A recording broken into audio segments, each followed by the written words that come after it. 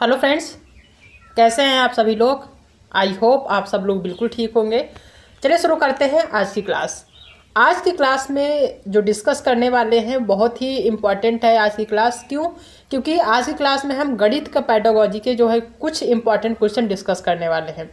आप सभी को पता है कि जो सीटेट का एग्ज़ाम होता है उसमें फर्स्ट पेपर में आपका गणित भी पूछा जाता है, यानी कि मैथ के भी क्वेश्चन पूछे जाते हैं, जिसमें 15 नंबर आपका कंटेंट यानी कि सवाल होते हैं जो कि आपको हल करने होते हैं, और जो 15 नंबर का होता है क्वेश्चन वो होता है आपका क्या, पेडागोजी। ठीक है।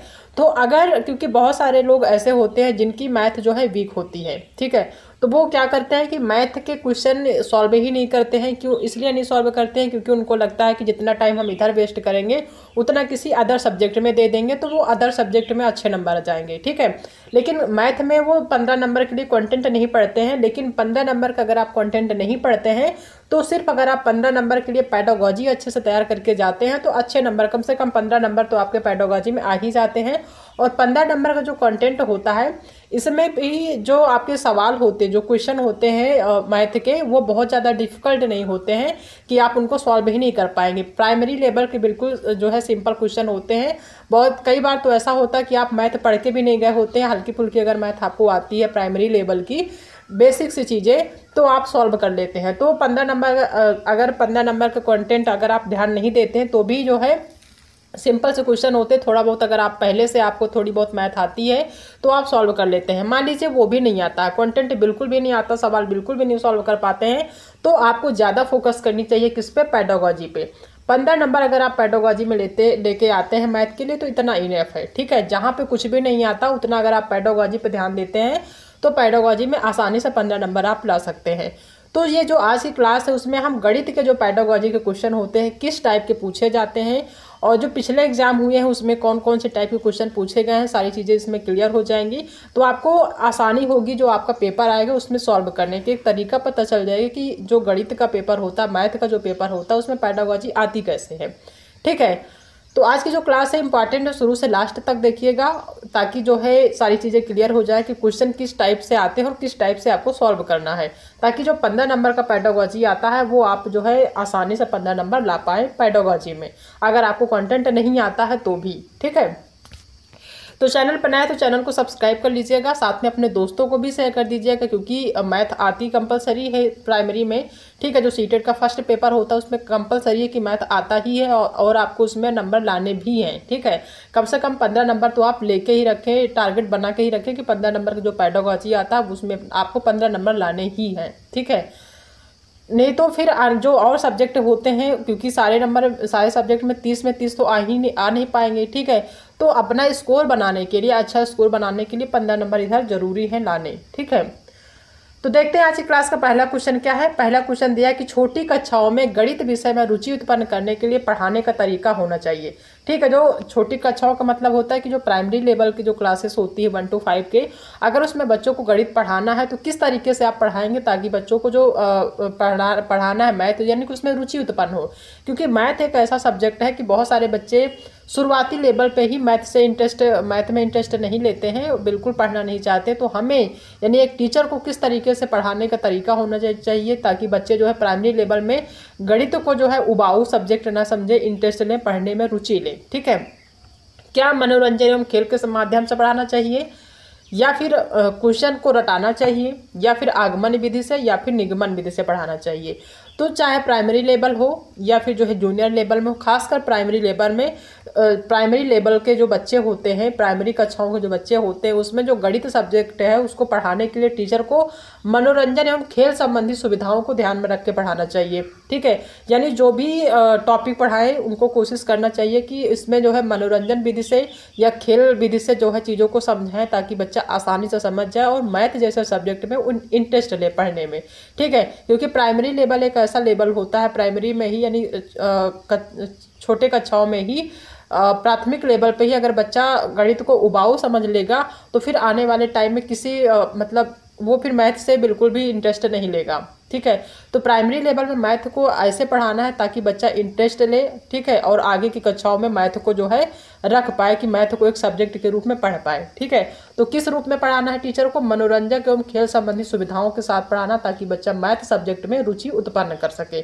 तो यहाँ पे पहला ऑप्शन सही हो जाएगा।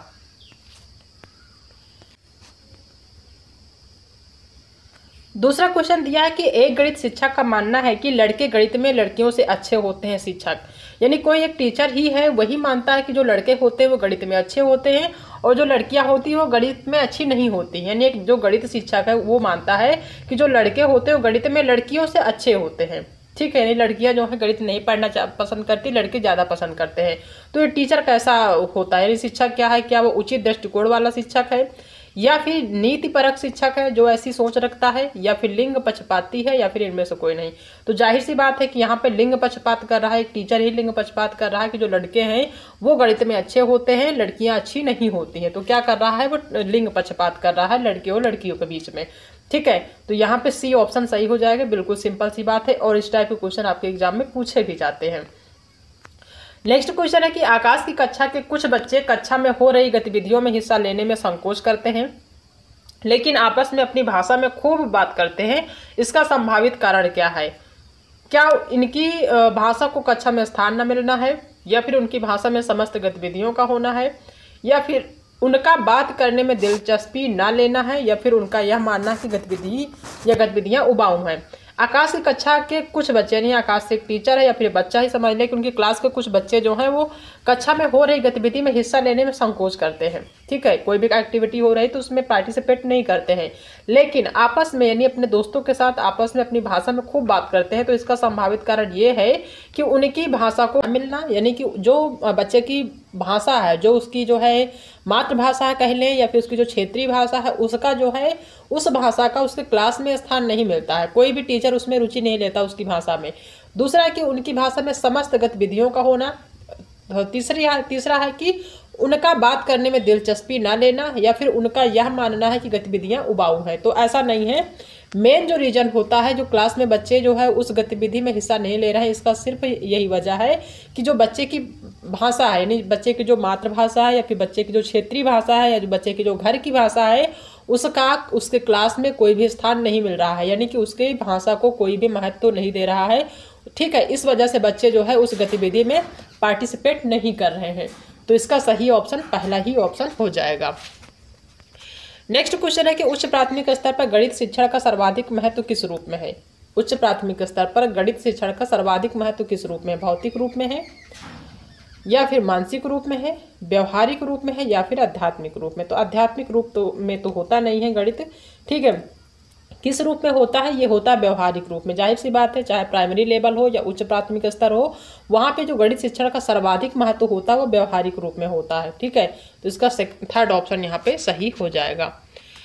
नेक्स्ट क्वेश्चन है कि एक अच्छा गणितज्ञ होने के लिए कौन सी विशेषता होनी चाहिए? अगर आप एक अच्छे गणितज्ञ बनना चाहते हैं, या होने मतलब आप चाहते हैं कि आप एक अच्छे गणितज्ञ हों, तो उसके लिए कौन सी विशेषता होनी चाहिए? क्या सूत्रों को याद करने की हो? तो हमने बताया था कि जो पॉजिटिव और नेगेटिव टैग वर्ड्स होते हैं उसमें बताया था कि जो याद करना होता है ये क्या होता है? नेगेटिव होता है। कहीं भी नजर आ जाए इसको देख के काट दीजिए। समस्या समाधान की होती है, यानी कि एक अच्छे गणितज्ञ होने के लिए कौन सी विशेषता होनी चाहिए? समस्या समाधान की विशेषता होनी चाहिए, या फिर सभी अवधारणाओं को समझने, लागू करने और उनमें संबंध स्थापित करने की। बिल्कुल सही। अगर आप एक अच्छे गणितज्ञ होना चाहते हैं, बनना चाहते हैं, तो आपकी सबसे बड़ी विशेषता ये होनी चाहिए कि आप सभी अवधारणाओं को समझें, उसको लागू करें और उनमें संबंध स्थापित करें, ठीक है। तो इसका थर्ड ऑप्शन यानी कि सी ऑप्शन यहाँ पे सही हो जाएगा। नेक्स्ट क्वेश्चन है कि इनमें से कौन सा विषय विज्ञान विषयों के आधार विषय के रूप में माना जाता है? कौन सा विषय है जो विज्ञान विषयों के आधार विषय के रूप में माना जाता है? क्या वो हिंदी है, या फिर अंग्रेजी है, या फिर है गणित? तो क्या है? ये गणित है, ठीक है। बाकी तो है नहीं, गणित ही है। यहाँ पर थर्ड ऑप्शन सही हो जाएगा। नेक्स्ट क्वेश्चन है कि प्राथमिक स्तर पर बच्चों को क्षेत्रफल की अवधारणा समझाने की शुरुआत की जा सकती है। कैसे शुरुआत की जा सकती है? पहला है कि नोटबुक, पाठ्य पुस्तक, पेंसिल बॉक्स आदि की किसी वस्तु के क्षेत्रफल की तुलना करके, ठीक है, सूत्रों को स्पष्ट करके, क्षेत्रफल के सूत्रों को स्पष्ट करके, या फिर बच्चों को अधिक से अधिक अभ्यास करवा के। बिल्कुल नहीं। तो प्राइमरी लेवल पे बच्चों को अगर क्षेत्रफल सब्जेक्ट पढ़ाना है या क्षेत्रफल टॉपिक पढ़ाना है तो उसके लिए जो है कुछ टीएलएम होते हैं या फिर जो प्राथमिक चीज़ें होती हैं वो आप नोटबुक के माध्यम से बता सकते हैं। पाठ्य पुस्तक जो होती है, पेंसिल बॉक्स जो होता है, इन सब चीज़ों को शामिल करके आप क्षेत्रफल की अवधारणा को समझा सकते हैं। तो पहला ऑप्शन यहाँ पे सही हो जाएगा। नेक्स्ट क्वेश्चन है कि गणित शिक्षण के माध्यम से बच्चों में निम्न में से किस भावना पर नियंत्रण रखने का कौशल विकसित होता है? क्या वो तर्क शक्ति है, या फिर आत्मविश्वास है, या फिर है विचार शक्ति, या फिर ये सभी है? तो गणित शिक्षण के माध्यम से बच्चों में निम्न में से किस भावना पर नियंत्रण रखने का कौशल विकसित होता है? तो उसमें तर्क शक्ति भी होती है, आत्मविश्वास यानी कि कॉन्फिडेंस भी होता है, विचार शक्ति भी होती है। तो ये सभी, इसका डी ऑप्शन यहाँ पे सही हो जाएगा। नेक्स्ट क्वेश्चन है कि प्राथमिक स्तर पर प्राथमिक स्तर पर भाषा सीखने सिखाने की प्रक्रिया में सर्वाधिक महत्वपूर्ण है बच्चों को अपने मन की बात कहने के अवसर देना, या फिर पढ़ने लिखने के सीमित अवसर देना, या फिर कक्षा को चार्ट पोस्टर से सजाना, या फिर कक्षा में दृश्य श्रव्य सामग्री का प्रयोग करना। बिल्कुल सही। प्राइमरी लेवल में भाषा सीखने सिखाने की प्रक्रिया में जो सबसे ज़्यादा महत्वपूर्ण होता है वो होता है अपने मन की बात कहने के अवसर देना। ठीक है।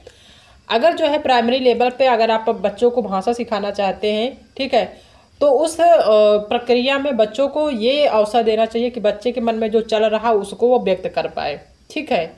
तो इसका पहला ऑप्शन यहाँ पे सही हो जाएगा। जब वो अपनी भाषा को अपनी बातों को अपनी भाषा में समझाएगा, व्यक्त करेगा, तो चीज़ों को समझ पाएगा आसानी से। ठीक है। तो पहला ऑप्शन यहाँ पे सही हो जाएगा। नेक्स्ट क्वेश्चन है कि एनसीएफ 2005 मानता है कि गणित में सोचने एवं तर्क का एक निश्चित तरीका निहित है। नीचे दिए गए कथनों में से वह कथन चुनिए जो उपरोक्त सिद्धांत का पालन नहीं करता है। क्या नहीं करता है? मतलब निगेटिव बताना है यहाँ पे। पहला है ऑप्शन कि उसे पढ़ाने की विधि। दूसरा है आंकिक प्रश्नों को हल करने के लिए विद्यार्थियों को निर्धारित सूत्र बताना। आपको सूत्र उतना ज़्यादा इंपॉर्टेंस नहीं देना है, वो भी प्राइमरी लेवल पे। तो ये क्या है? निगेटिव है। पढ़ाने की विधि तो ठीक है। तीसरा है कि पाठ्य पुस्तक में प्रस्तुत सामग्रियों को लिखने का तरीका, ये भी सही है। कक्षा के लिए चुने गए क्रियाकलाप एवं अभ्यास, ये भी है। लेकिन इसका बी ऑप्शन यहाँ पे क्या है? निगेटिव है। यही ऑप्शन यहाँ पे सही हो जाएगा। नेक्स्ट क्वेश्चन है कि भाषा और विचार क्या है? एक दूसरे से संबंधित नहीं है, या फिर एक दूसरे से प्रभावित नहीं करते हैं, या फिर परस्पर एक दूसरे को पोषित करते हैं, या फिर परस्पर एक दूसरे के विरोधी होते हैं। तो भाषा और विचार क्या होते हैं? ये परस्पर एक दूसरे को पोषित करते हैं। ठीक है। क्या करते हैं? एक दूसरे को पोषित करते हैं। थर्ड ऑप्शन यहाँ पे सही हो जाएगा। नेक्स्ट क्वेश्चन है कि प्राथमिक स्तर पर शिक्षार्थियों के माप का पाठ पढ़ाने के लिए इनमें से कौन सा कथन सही है?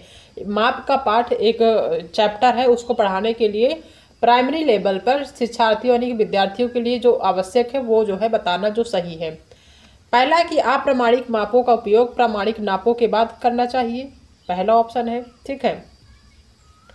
दूसरा है कि प्रामाणिक मापों का उपयोग अप्रामाणिक माप के बाद करना चाहिए। और तीसरा है कि केवल अप्रामाणिक मापों का उपयोग करना चाहिए। और चौथा कि अप्रामाणिक मापों का उपयोग नहीं करना चाहिए। बिल्कुल सही।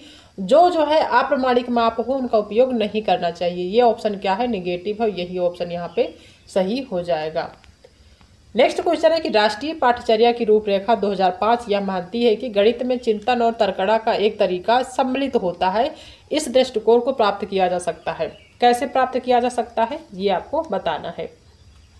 पहला है कि विद्यार्थियों को विशेष कोचिंग देकर। जी नहीं, ये ऑप्शन कभी नहीं सही हो सकता। दूसरा है कि खोजबीन उपागम का प्रयोग करके। ठीक है। खोजबीन उपागम क्या होता है? पॉजिटिव होता है। हस्तचालकों का प्रयोग करके, ये भी पॉजिटिव होता है।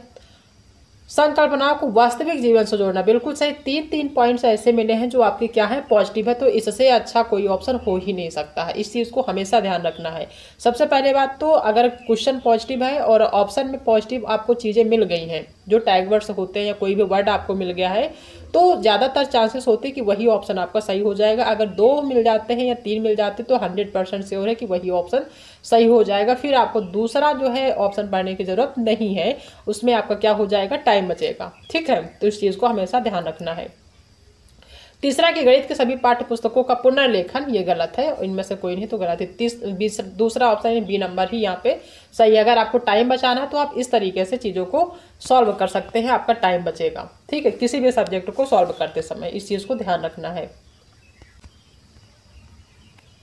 नेक्स्ट क्वेश्चन है कि कक्षा 4 का छात्रा संख्या प्रणाली से या 4 की छात्रा संख्या प्रणाली से संबंधित सभी प्रश्नों का उत्तर मौखिक रूप से दे सकती है, परंतु संख्या प्रणाली पर आधारित समस्याओं के हल लिखने में गलतियां करती है। लिखावट में त्रुटियों को सुधारने के लिए सबसे अच्छी उपचारात्मक तकनीक क्या है? यानी कि वो मौखिक रूप से तो आंसर दे सकती है, लेकिन लिखित रूप से वो गलतियां करती है, यानी कि उसको लिखने में जो है दिक्कतें हैं। तो जो लिखावट है, लिखने में जो गलतियां कर रही है, उस त्रुटियों को सुधारने के लिए जो सबसे अच्छी उपचारात्मक तकनीक है वो कौन सी हो सकती है, ये बताना है। पहला कि उसे 10 अभ्यास परीक्षाएं देना, बिल्कुल नहीं। बार बार अभ्यास कराना क्या होता है, निगेटिव होता है। और 10 अभ्यास कराना तो एक तरह से आप उसको दंडित कर रहे हैं या फिर ज़्यादा काम दे रहे हैं, तो ये गलत है। दूसरा है कि वास्तविक जीवन के अनुभवों को गणितीय संकल्पनाओं के साथ संबंधित करना। तीसरा है कि उसको एक कार्य पत्रक देना जिसमें समस्याएं आंशिक रूप से हल की गई हों और उसे खाली स्थान भरने हो। ठीक है।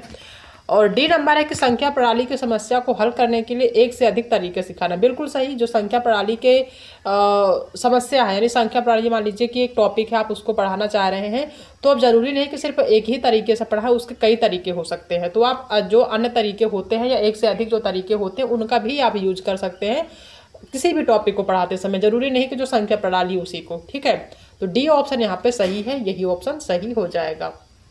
नेक्स्ट क्वेश्चन है कि गणित की पाठ्य पुस्तक में विभिन्न प्रकरणों में अभ्यास समय को समावेशित करने का जो उद्देश्य है वो क्या है? विद्यार्थियों को आनंद प्राप्त करना है, या फिर दैनिक जीवनचर्या में बदलाव करना है, या फिर डी नंबर है कि समय को बेहतर सदुपयोग सुनिश्चित करना, या फिर विस्तृत अधिगम अवसर देना। बिल्कुल सही, अवसर देने की बात जहाँ पे हो सही होगा, वो भी विस्तृत अधिगम का जो है अवसर देना है, तो यहाँ पे डी ऑप्शन सही हो जाएगा। ठीक है। नेक्स्ट क्वेश्चन दिया है कि विद्यालय पाठ्यक्रम में गणित का महत्व क्या है? विद्यालय का जो पाठ्यक्रम है, जो सिलेबस, उसमें गणित का क्या महत्व है? पहला ऑप्शन है कि ज्ञान एवं कौशलों की प्राप्ति में उसका महत्व है, बिल्कुल सही, ज्ञान और कौशलों की प्राप्ति में महत्व होता है। बौद्धिक आदतों के विकास में भी गणित का महत्व होता है। वांछित दृष्टिकोण पैदा करने में भी गणित का महत्व होता है, तो डी ऑप्शन यहाँ पे सही हो जाएगा, उपरोक्त सभी। ठीक है। नेक्स्ट क्वेश्चन है कि निम्न में से कौन सा कथन सही नहीं है? क्या बताना है? यहाँ पे निगेटिव बताना है। कभी भी आप पेपर सॉल्व कर रहे हो तो निगेटिव को अंडरलाइन या फिर आपको गोला जरूर कर लेना है, ताकि आपको सबसे पहले फोकस यहाँ पे पढ़े नजर आए कि हाँ यहाँ पे निगेटिव पूछा जा रहा, नहीं तो 1 नंबर आपके यहाँ पे गलत हो जाएंगे। ठीक है, तो इस चीज़ को ध्यान रखना है। और ज़्यादातर चांसेस होते हैं कि आपके एग्जाम में निगेटिव वाले क्वेश्चन ज़्यादा से ज़्यादा पूछे जाने लगे हैं। ठीक है, थोड़ी सी कन्फ्यूजन करने के लिए कि आपको थोड़ा सा कंफ्यूज किया जाए। ठीक है, पहला जो ऑप्शन है कि अभाज्य संख्याओं के केवल 2 गुणनखंड होते हैं। ठीक है, यहाँ क्या बताना है? निगेटिव बताना है, तो ये तो सही है। जो अभाज्य संख्याएं होती हैं उनके 2 गुणनखंड होते हैं। दूसरा कि 1 अंक वाली केवल 4 अभाज्य संख्याएं हैं। ठीक है। तीसरा है ऑप्शन कि सभी अभाज्य संख्याएं विषम संख्याएं होती, बिल्कुल नहीं, ये ऑप्शन क्या है? निगेटिव है। और अभाज्य संख्याएं अपरिमित से अनेक है। ठीक है, यहाँ पे सी ऑप्शन क्या है? निगेटिव है, यही ऑप्शन यहाँ पे सही हो जाएगा। क्यों सही हो जाएगा? क्योंकि यहाँ पे निगेटिव पूछा जा रहा है। नेक्स्ट क्वेश्चन है कि राष्ट्रीय पाठ्यचर्या रूपरेखा 2005 के अनुसार विद्यालय में गणित शिक्षण का संकीर्ण उद्देश्य क्या है? क्या है संकीर्ण उद्देश्य? पहला है कि रैखिक बीजगणित से संबंधित दैनिक जीवन की समस्याओं की शिक्षा, पहला ऑप्शन है, या फिर संख्यात्मक कौशलों का विकास, या फिर बीजगणित पढ़ाना, या फिर परिकलन व मापन पढ़ाना। यानी कि जो राष्ट्रीय पाठ्यचर्या रूपरेखा 2005 है उसके अनुसार विद्यालय में जो गणित शिक्षण का संकीर्ण उद्देश्य है वो क्या है? गणित शिक्षण का जो संकीर्ण उद्देश्य है वो क्या है? तो वो है संख्यात्मक कौशलों का विकास करना। ठीक है, क्या है? संख्यात्मक कौशलों का विकास करना। इसका बी ऑप्शन यहाँ पे सही हो जाएगा। ठीक है। नेक्स्ट क्वेश्चन है कि छात्र गणितीय गणना में गणित प्राप्त क्वेश्चन है कि छात्र गणितीय गणना में गति प्राप्त कर सकते हैं। जो गणितीय गणना है यानी हल करना है गणित सब्जेक्ट में, उसमें गति कैसे प्राप्त कर सकते हैं? पहला, चर्चा या वाद विवाद द्वारा। तो गणित में चर्चा और वाद विवाद का उतना महत्व नहीं होता है। गलत है। मौखिक कार्य द्वारा भी नहीं होता है, लिखित कार्य द्वारा भी नहीं होता, बल्कि क्या है, अभ्यास द्वारा। गणित जो एक ऐसा सब्जेक्ट है, अगर आप इसमें जो है ज़्यादा अपने आप को अच्छा साबित करना चाहते हैं, आप चाहते हैं कि जो गणित है आपका अच्छा हो जाए, तो ज़्यादा से ज़्यादा क्वेश्चन आपको क्या करने होंगे, अभ्यास करने होंगे। ठीक है, तो जितना ज़्यादा आप अभ्यास करेंगे उतना ज़्यादा आपका जो गणित है, जो गणित सब्जेक्ट है, वो क्या होगा, स्ट्रांग होगा। तो इसका डी ऑप्शन सही है, बिल्कुल बेसिक सा क्वेश्चन है, पता होगा सभी को। ठीक है, नेक्स्ट क्वेश्चन है कि एनसीएफ राष्ट्रीय पाठ्यचर्या 2005 के अनुसार इनमें से कौन से विषय प्राथमिक विद्यालय में गणित पाठ्यक्रम का भाग नहीं है। ठीक है, एनसीएफ 2005 के अनुसार इनमें से कौन से विषय प्राथमिक विद्यालय यानी प्राइमरी लेवल में गणित पाठ्यक्रम का विषय यानी जो गणित सब्जेक्ट का जो सिलेबस है उसमें कौन सा ऐसा चैप्टर नहीं है। क्या वो चौपड़ है, ठीक है, या फिर सममिति है, प्रतिरूप है, या फिर अनुपात है। तो कौन सा है, ये है अनुपात। अनुपात जो चैप्टर है ये आपके प्राइमरी लेवल में जो गणित का सिलेबस है उसमें नहीं है, बाकी चौपड़ है, सममिति है, प्रतिरूप है, लेकिन अनुपात आपका नहीं है। तो डी ऑप्शन यहाँ पे सही हो जाएगा। नेक्स्ट क्वेश्चन है कि चित्रकारी को स्वयं की अभिव्यक्ति का माध्यम बनाना प्राथमिक स्तर पर एक महत्वपूर्ण उद्देश्य नहीं है, या फिर एक महत्वपूर्ण उद्देश्य है, या फिर बच्चों को लेखन क्षमता में बाधक है, या फिर लेखन क्षमता का अवमूल्यन है। बिल्कुल सही, चित्रकारी को स्वयं की अभिव्यक्ति का माध्यम बनाना प्राथमिक स्तर पर लेखन क्षमता का क्या है, अवमूल्यन है। क्या है, लेखन क्षमता का अवमूल्यन है। तो फोर्थ ऑप्शन यहाँ पे सही हो जाएगा। नेक्स्ट क्वेश्चन है कि वैदिक गणित आजकल विशेष रूप से प्राथमिक विद्यालय के बच्चों में बहुत लोकप्रिय होता जा रहा है। इसका प्रयोग किसके विकास संवर्धन में होता है, यानी जो वैदिक गणित का यूज हो रहा है उसका जो है प्रयोग विकास संवर्धन में होता है। किसके विकास संवर्धन में होता है, विद्यालय की गणित में परिकल्पना प्रक्रिया की, या फिर विद्यार्थी के गणित में समस्या समाधान में, या फिर निर्णयों की गणित में एकाग्रता की, या फिर गणना के कौशल तथा गति की। सब जो गणित सब्जेक्ट है उसको सॉल्व करने की कौशल तथा गति में जो है वैदिक गणित का जो है यूज ज़्यादा हो रहा है। तो इसका डी ऑप्शन यहाँ पे सही हो जाएगा। नेक्स्ट क्वेश्चन है कि गणित के बेहतर होने के लिए एक व्यक्ति को आवश्यकता है। अगर आप गणित में अपने आप को बेहतर करना चाहते हैं तो आपको किस चीज़ की आवश्यकता है। ठीक है, गणनाओं में प्रवीणता की आवश्यकता है, या फिर सूत्र याद करने की, या फिर हल को याद रखने की, या फिर इनमें से कोई नहीं। तो गणित में बेहतर होने के लिए एक व्यक्ति को हल याद करने की तो ज़रूरत है नहीं है, सूत्र याद करने की भी ज़रूरत नहीं, बल्कि गणनाओं में प्रवीणता की ज़रूरत होती है। ठीक है, तो इसका पहला ऑप्शन यहाँ पे सही हो जाएगा। ठीक है, नेक्स्ट क्वेश्चन दिया है कि प्राथमिक स्तर के बच्चे दी गई आकृतियों को उनकी दिखावट के आधार पर वर्गीकृत करने के योग्य हैं। वेन हिले के अनुसार ज्यामिति के डैश विकास पर है। क्या वो मानसिक चित्रण स्तर के विकास पर है, या फिर विश्लेषणात्मक स्तर पर है, या फिर अनौपचारिक निगमन स्तर पर है, या फिर औपचारिक निगमन स्तर पर है। तो ये जो वेन हिले हैं उनके अनुसार ज्यामिति के किस विकास स्तर पर है, तो ये है मानसिक चित्रण स्तर पे। ठीक है, प्राइमरी लेवल पर बच्चे द्वारा दी गई आकृतियों को उनकी दिखावट के आधार पर वर्गीकृत करने के जो योग्य हैं वो वेन हिले के अनुसार ज्यामिति के किस विकास स्तर पे है, तो वह है मानसिक चित्रण स्तर पे। ठीक है, पहला ऑप्शन इसका सही आंसर हो जाएगा। नेक्स्ट क्वेश्चन है कि एक अच्छी पाठ्य पुस्तक की विशेषता है। जो एक अच्छी पाठ्य पुस्तक होती है उसकी क्या विशेषता हो सकती है, ये बताना है। ठीक है, पहला ऑप्शन है कि उनमें कठोर अभ्यास देने के लिए बहुत सारे अभ्यास हैं। जी नहीं, हाँ ठीक है, उनमें कठोर अभ्यास देने के लिए बहुत सारे अभ्यास हैं। ठीक है, पहला ऑप्शन क्या है, सही है। दूसरा है कि स्थितियों के माध्यम से सभी संकल्पनाओं को परिचय दिया जा सकता है। ठीक है, ये भी सही है। तीसरा है कि केवल हल किए गए अभ्यास ही शामिल किए गए हैं। जी नहीं, जो गणित का सब्जेक्ट होता है उसमें जो किताब होती है, कोई भी किताब हो, तो उसमें सिर्फ हल किए गए अभ्यास ही शामिल नहीं होते हैं, ये गलत है। उन्हें मोटी व भारी होना आवश्यक है। एक जो सही पाठ्य पुस्तक होती है, एक अच्छी जो पाठ्य पुस्तक होती है उसकी ये विशेषता नहीं होती कि उसको मोटी और भारी होना ही जरूरी है। तो ये दोनों ऑप्शन क्या है, गलत है। तो ए और बी ऑप्शन यहाँ पे सही है, बाकी ऑप्शन गलत है। तो ए और बी कहाँ पे है, थर्ड ऑप्शन यहाँ पे सही हो जाएगा। नेक्स्ट क्वेश्चन है कि प्राथमिक स्तर पर शिक्षार्थियों के माप का पाठ पढ़ाने के लिए इनमें से कौन सा कथन सही है।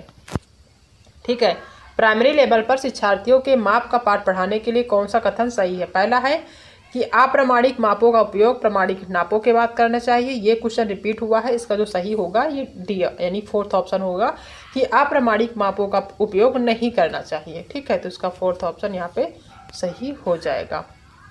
नेक्स्ट क्वेश्चन है कि सोहन समीकरणों को हल करने में अच्छा है, लेकिन आमतौर पर शब्द समस्याओं का सामना करना पड़ता है। ज़्यादातर समय वह पूछता है क्या मुझे जोड़ना या घटाना चाहिए, क्या मुझे गुणा या भाग करना चाहिए, ऐसे सवाल पूछता है। यानी कि जो सोहन है उसको समीकरण को हल करने में अच्छा है। ठीक है, समीकरणों को हल करने में तो अच्छा है, लेकिन आमतौर पर शब्द समस्याओं को सामना करना पड़ता है। ज़्यादातर समय वो पूछता है कि क्या मुझे जोड़ना या घटाना चाहिए या क्या मुझे गुणा या भाग करना चाहिए। यानी कि उसको जो है जो गणित के निशान होते हैं उसमें उसको दिक्कत होती है। अगर उसको पता चल जाए कि इस सवाल को जोड़ना है तो वो बहुत ही आसानी से जोड़ लेगा। अगर उसको पता चल जाए कि इस सवाल को घटाना है तो वो जल्दी घटा लेगा, लेकिन निशान को नहीं पहचानता है। ठीक है, तो मेन जो दिक्कत है उसको इसमें दिक्कत होती है, निशान पहचानने में। पहला ऑप्शन है कि अरुण में संख्या संचालन की समझ का अभाव है, तो संख्या संचालन की समझ का अभाव बिल्कुल नहीं है। अरुण जोड़ और गुणा नहीं कर सकता है, कर सकता है, लेकिन अरुण वर्ग को परेशान करने के लिए अवसर चाहता है। अरुण वर्ग को परेशान करने के लिए अवसर चाहता है, जी नहीं। अरुण को भाषा समझने में समस्या होती है। क्या होता है उसको भाषा समझने, यानी गणित की जो भाषा होती है, मान लीजिए उसका प्लस का निशान है तो वो नहीं समझ पाता कि इसका मतलब क्या होता है, माइनस है तो इसका मतलब क्या होता है। ठीक है, तो जो गणित की लैंग्वेज उसको समझने में उसको दिक्कत होती है, इसलिए जो है वो जो है सवाल को सॉल्व करते समय पूछता है कि हमें भाग करना चाहिए फिर गुणा करना चाहिए फिर जोड़ना है या घटाना है। ठीक है, तो डी ऑप्शन यहाँ पे सही हो जाएगा। नेक्स्ट क्वेश्चन है कि राष्ट्रीय पाठ्यचर्या की रूपरेखा 2005 यह मानती है कि गणित में चिंतन और तरगड़ा का एक तरीका सम्मिलित होता है। इस दृष्टिकोण को प्राप्त किया जा सकता है। कैसे प्राप्त किया जा सकता है? विद्यार्थियों को विशेष कोचिंग देकर, बिल्कुल नहीं। दूसरा है कि खोजबीन उपागम का उपयोग करके हस्तचालकों का प्रयोग करना तथा संकल्पनाओं को वास्तविक जीवन से जोड़ना और विद्यार्थियों को चर्चाओं में सम्मिलित करना। ठीक है। तीसरा कि गणित की सभी पाठ्य पुस्तकों का पुनर्लेखन, जी नहीं। इसका सेकेंड ऑप्शन यहाँ पे सही हो जाएगा। नेक्स्ट क्वेश्चन है कि राष्ट्रीय पाठ्यचर्या की रूपरेखा 2005 के अनुसार संख्याओं और उन पर संक्रियाओं, मात्राओं को मापन आदि का शिक्षण गणित शिक्षण के उच्च उद्देश्य को पूरा करता है, या फिर बच्चे की चिंतन प्रक्रिया के गणितीकरण के उद्देश्य को पूरा करता है, या सी नंबर है कि महत्वपूर्ण गणित शिक्षण के उद्देश्य को पूरा करता है, या फिर गणित शिक्षण के संकीर्ण उद्देश्य को पूरा करता है। बिल्कुल सही, गणित शिक्षण के जो संकीर्ण उद्देश्य होते हैं उसको पूरा करता है। ठीक है, किसको? संकीर्ण उद्देश्य को पूरा करता है, तो डी ऑप्शन यहाँ पे सही हो जाएगा। हिंदी भाषा है, बिल्कुल छोटा सा क्वेश्चन है कि जो हिंदी भाषा है वो क्या है? क्या वो एक राष्ट्रभाषा है, या फिर जो है राजभाषा है, या फिर देशज भाषा, या फिर बोली है? तो हिंदी कौन सी भाषा है? ये एक राजभाषा है। नेक्स्ट क्वेश्चन है कि गुणा करने पर दोनों में से कौन सी संख्या 24 का गुणनफल देती है? गुणा करने पे दोनों में से कौन सी संख्या 24 गुणनफल देती है, यह प्रश्न है। ठीक है, बच्चे को सोचने में मदद करता है, यानी इस टाइप के जो प्रश्न होते हैं क्या वो बच्चों को सोचने में मदद करता है, या फिर एक खुला हुआ प्रश्न है क्योंकि इसके एक से अधिक उत्तर हैं। ठीक है। तीसरा कि एक बंद समाप्त प्रश्न है, जी नहीं। बच्चे को सामान्य समस्या सुलझाने की रणनीति सुझाता है ताकि वह सही उत्तर दे सके, ये गलत है। इसका दूसरा ऑप्शन सही हो जाएगा कि गुणा करने पर दोनों में से कौन सी संख्या 24 गुणनफल देती है, यह प्रश्न है एक खुला हुआ प्रश्न है क्योंकि इसके एक से अधिक उत्तर हैं, तो इसका बी ऑप्शन यहाँ पे सही हो जाएगा। तो ये कुल 33 क्वेश्चन है जो कि हमने आज की क्लास में डिस्कस किए हैं, और ये काफ़ी ज़्यादा इंपॉर्टेंट है और पिछले जो एग्ज़ाम हुए हैं उसमें जो है पूछे गए हैं, तो हमने आज की क्लास में डिस्कस किया है। आज की क्लास से कुछ चीज़ें आपको जो है कंफर्म हो गई होंगी कि जो आपका गणित पैडागॉजी होता है, यानी कि मैथ के जो पैडागॉजी के क्वेश्चन होते हैं वो किस टाइप के पूछे जाते हैं आपके एग्जाम में, और आपको सॉल्व करने में कौन कौन सी चीज़ों को ध्यान रखना है। ठीक है, तो आई होप कि आप सभी को आज की जो क्लास है वो पसंद आई होगी। अगर आज की क्लास पसंद आई है तो वीडियो को लाइक करिएगा, अपने दोस्तों में भी शेयर कर दीजिएगा, और अगर आप चैनल पर पहली बार विजिट कर रहे हैं तो चैनल को सब्सक्राइब करना बिल्कुल भी मत भूलिएगा। ठीक है, तो मिलते हैं नेक्स्ट क्लास में एक नए टॉपिक के साथ, तब तक अपना ध्यान रखिएगा।